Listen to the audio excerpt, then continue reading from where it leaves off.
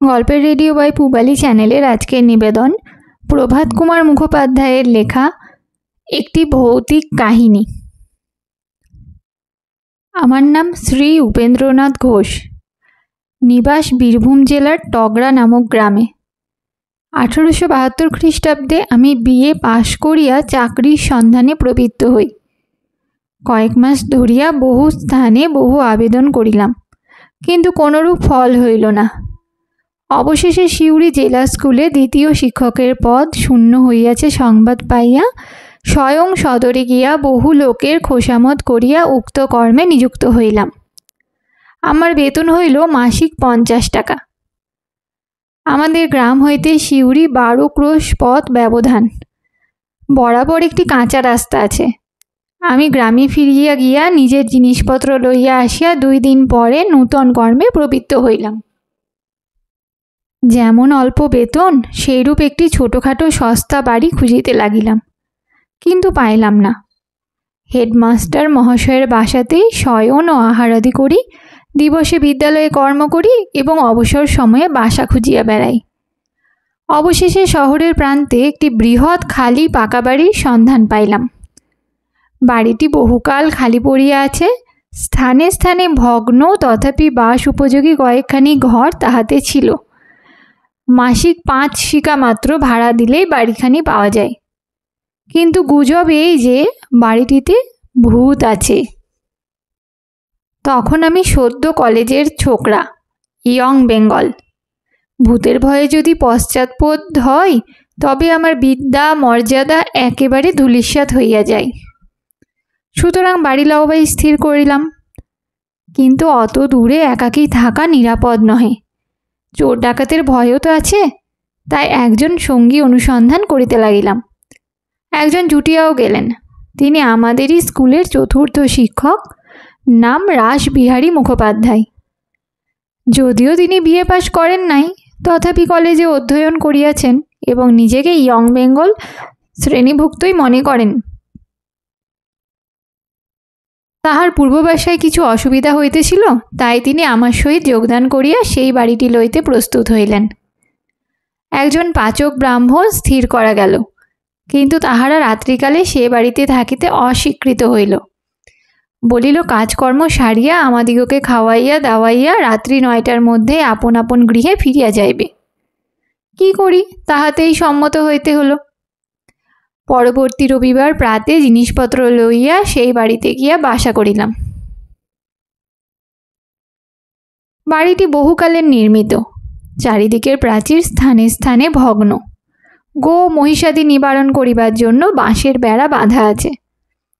বাড়িটির চারিদিকে বাগান, অনেকগুলি নারিকেল, আম, কাঁঠাল, জাম প্রভৃতি ফলের গাছ আছে। সেগুলি ফড়িয়াগণের নিকট জমা দেওয়া। বাড়িটি দ্বিতল। নিম্নতলে সম্মুখভাগে বেশ বড় বড় 2খানি ঘর আছে। সেই ঘর 2টি মাত্র আমরা দখল করিলাম, কারণ আমাদের প্রয়োজন অল্প।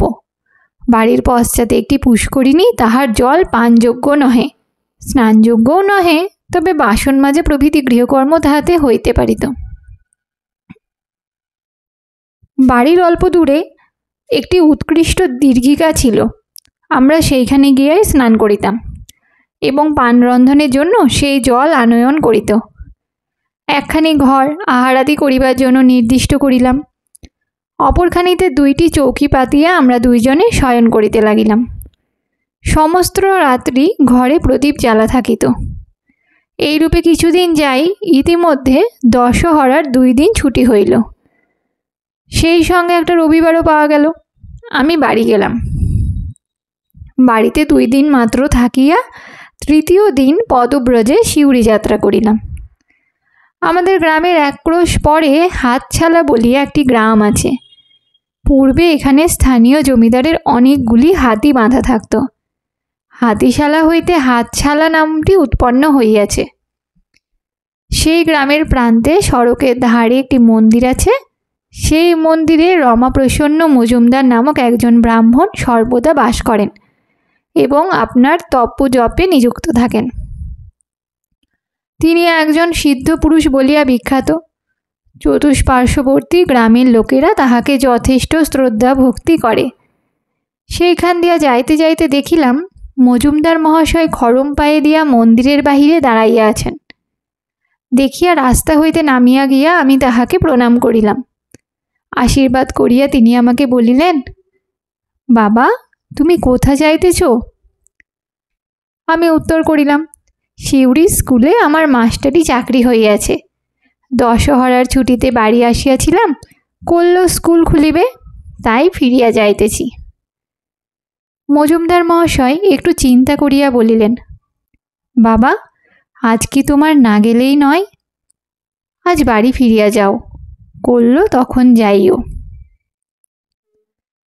আমি বলিলাম, কল্য স্কুল খুলিবে, আমার নূতন চাকরি, কামাই হওয়াটা বড় খারাপ কথা, সুতরাং আমাকে ওরূপে আজ্ঞা করিবেন না। মজুমদার মহাশয় বলিলেন, তুমি কোথায় বাসা লইয়াছ? শহরের দক্ষিণাংশে একটি পুরাতন খালি বাড়ি ছিল, সেইটে ভাড়া লইয়া আমিও আমাদের স্কুলের অন্য একটি মাস্টার রাসবিহারী মুখোপাধ্যায় একত্র বাসা করিয়াছি। বলিয়া মজুমদার মহাশয়কে প্রণাম করিয়া আমি পথ চলিতে লাগিলাম। বেলা আন্দাজ 2টার সময় শিউরি পৌঁছিলাম। স্নান আহার করিতে 5টা বাজিয়া গেল। আহার করিয়া বারান্দায় বসিয়া তামাক খাইতেছি, এমন সময় দেখি আমাদেরই গ্রামের একজন কৈবর্ত বৃহৎ লাঠি ঘাড়ে করিয়া আসিয়া উপস্থিত হইল। তাহাকে দেখিয়া বিস্মিত হইয়া আমি জিজ্ঞাসা করিলাম, কি রে, তুই হঠাৎ কোথা থেকে এলি? সে বলিল, আজ্ঞে, মা ঠাকুরানী এই চিঠি দিয়েছেন এবং এই একটি কবজ আপনার হাতে পড়বার জন্য পাঠিয়ে দিয়েছেন। বলিয়া চিঠি ও কবজ দিল। চিঠি পড়িয়া দেখিলাম মাতা ঠাকুরানী লিখিতেছেন, তুমি বাড়ি হইতে যাত্রা করিবার পর রমাপ্রসন্ন মজুমদার মহাশয় আসিয়াছিলেন এবং একটি কবজ দিয়া বলিলেন, মা, তোমার ছেলে আজ প্রাতে শিউরি রওনা হইয়াছে। পথে তাহার সঙ্গে দেখা হইল, তাহার জন্য আমি এই রাম কবচটি আনিয়াছি। তুমি যেমন করিয়া পারো আজই এই কবচটি তোমার ছেলেকে পাঠাইয়া দাও এবং বিশেষ করিয়া দেখো যেন আজই সে এই কবচটি ধারণ করে। আর লিখিয়া দাও, যদি কোনো রকম ভয় পায় তবে যেন তারক ব্রহ্ম নাম জপ করে। এই কবচের গুণে এবং নামের বলে সে সকল বিপদ হইতে মুক্ত হইবে। সুতরাং আমি দিনু কৈবর্তকে দিয়া এই চিঠি ও কবচ পাঠাইলাম। প্রাপ্তি মাত্রে রাম নাম স্মরণ করিয়া তুমি কবচটি ভক্তিপূর্বক দক্ষিণ হস্তে ধারণ করিবে, যেন কোনো মতে অন্যথা না হয়, ইহা তোমার মাতৃ আজ্ঞা, জানিবে। পত্র ও কবচ লইয়া আমি দিনুকে বলিলাম, তুই আজ এখানেই থাকবি তো? তোর খাবার জোগাড় করি?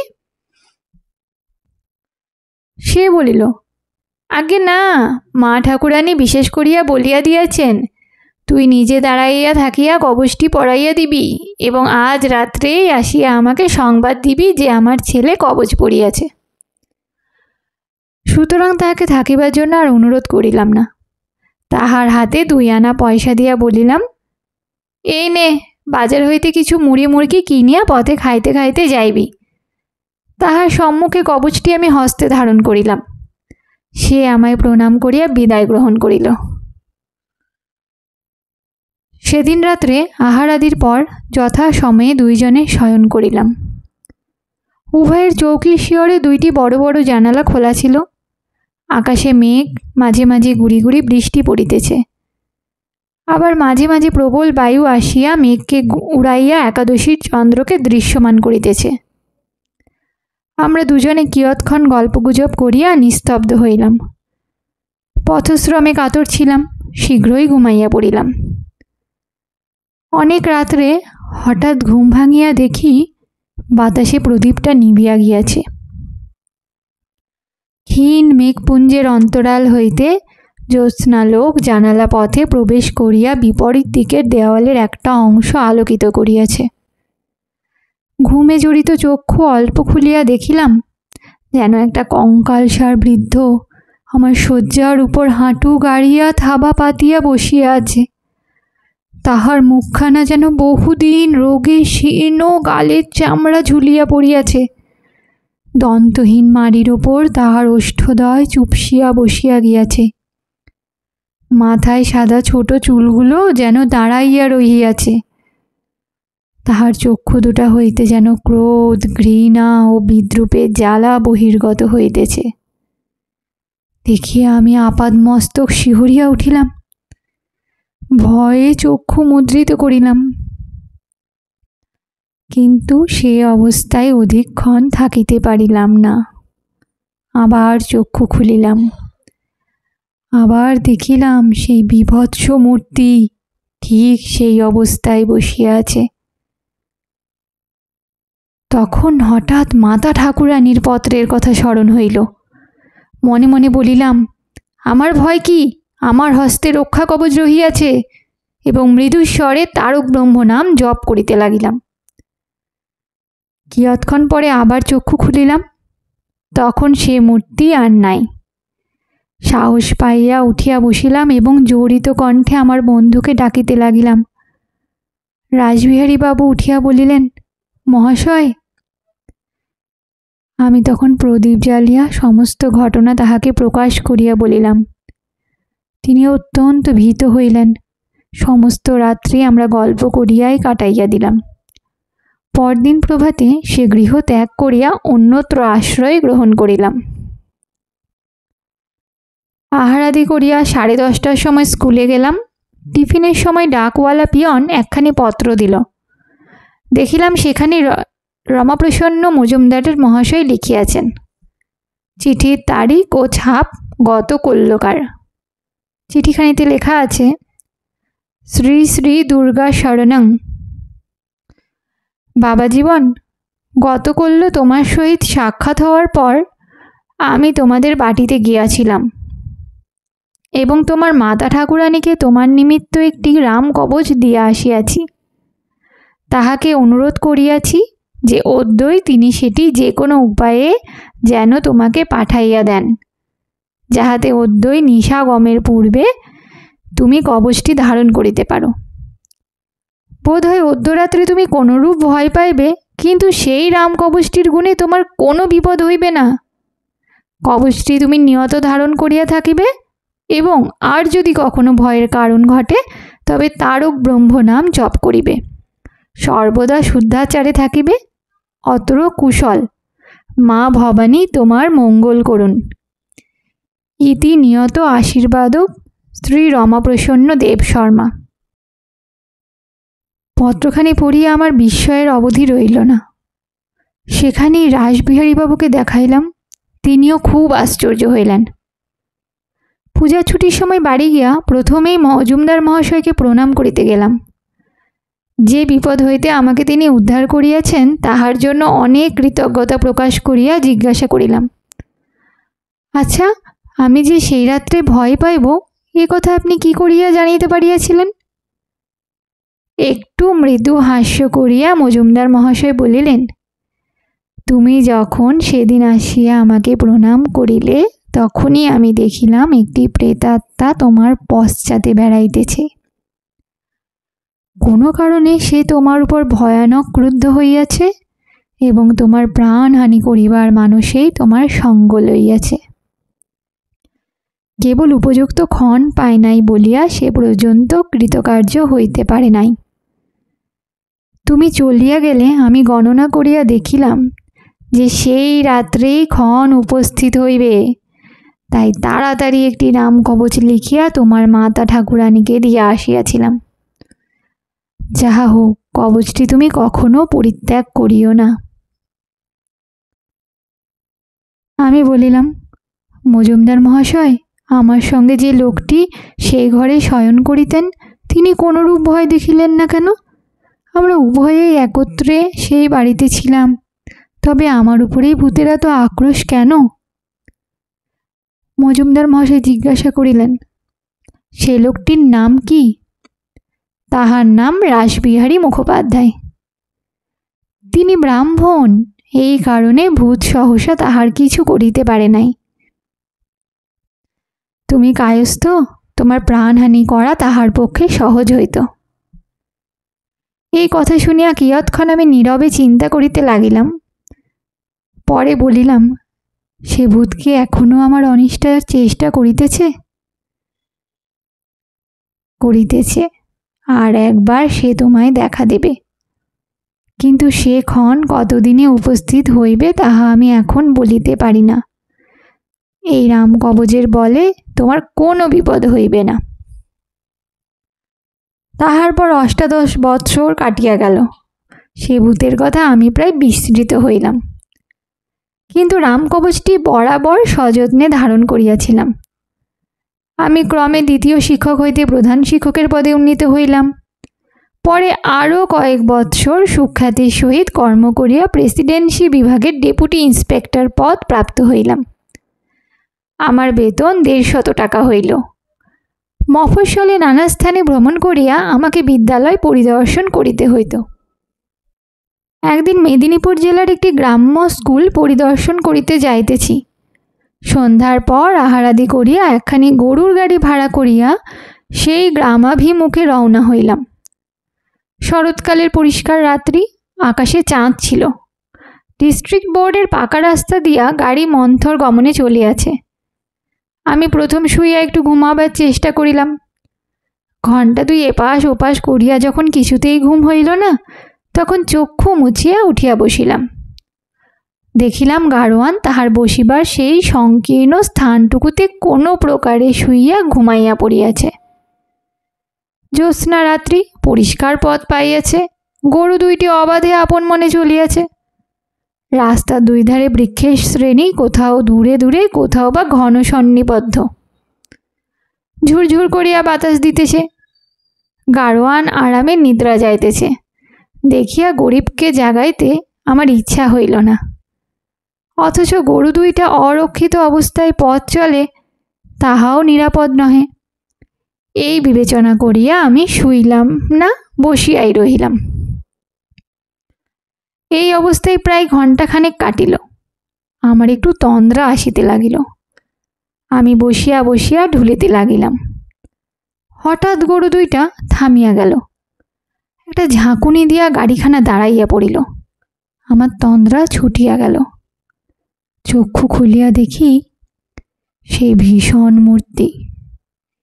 গরু ২টার সম্মুখে পথ অবরোধ করিয়া গাড়ির জোয়ালের ওপর ২টা জীর্ণ হস্ত রাখিয়া সেই শুষ্ক চর্মাবৃত কঙ্কাল দাঁড়াইয়া আছে, এবং সেই জ্বলন্ত চক্ষু ২টা হইতে আমার প্রতি ক্রোধানল বর্ষণ করিতেছে।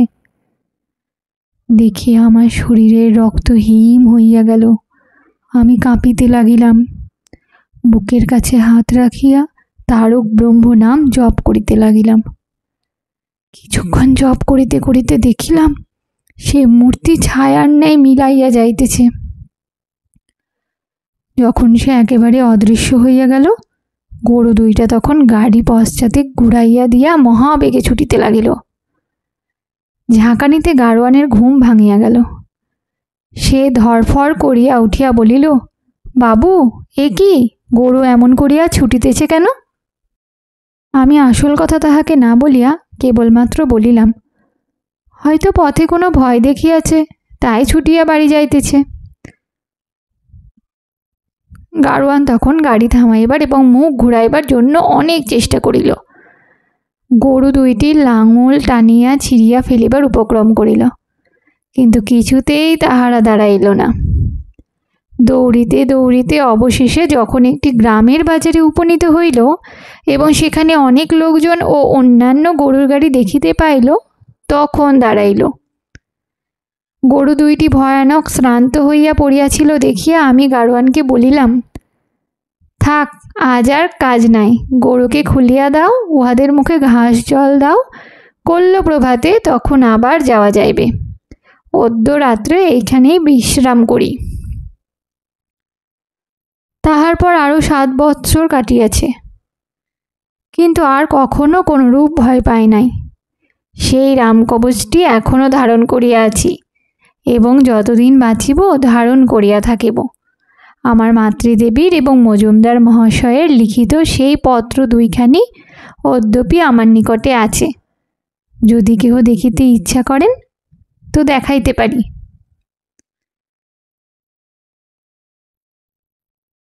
গল্পের রেডিও বাই পুবালি চ্যানেলে আপনারা শুনছিলেন প্রভাত কুমার মুখোপাধ্যায়ের লেখা একটি ভৌতিক কাহিনী। গল্প পাঠ কেমন লাগছে এবং কী ধরনের গল্প আপনারা শুনতে চান কমেন্ট করে অবশ্যই জানাবেন। ভালো লাগলে লাইক করে শেয়ার করে দেবেন, চ্যানেলটি সাবস্ক্রাইব করে পাশে থাকবেন। ফিরে আসবো খুব তাড়াতাড়ি আরেকটি গল্প নিয়ে।